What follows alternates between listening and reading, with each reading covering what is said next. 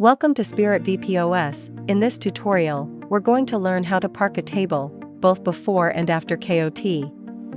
Let's start with parking a table before KOT. First, select the table you want to park from the table screen. After selecting the table, you'll be taken to the menu screen. Scroll down and press the Park Table button. A pop-up will appear, where you can select the date and time to park the table.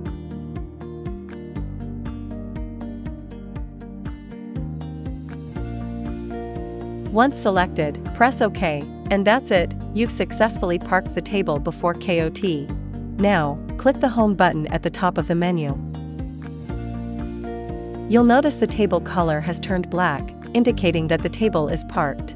Next, let's move on to parking a table after KOT. Select the table from the table screen that you want to park.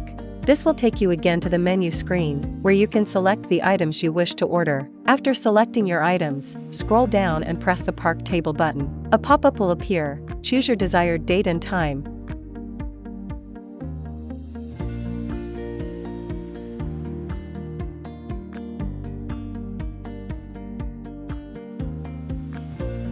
Review your selection, and press OK. Now, move to the bottom right corner and press the KOT button to send your order to the kitchen.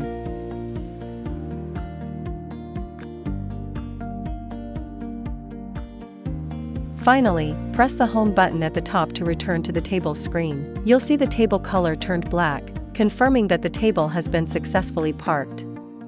And that's how you can park a table before and after KOT in Spirit VPOS.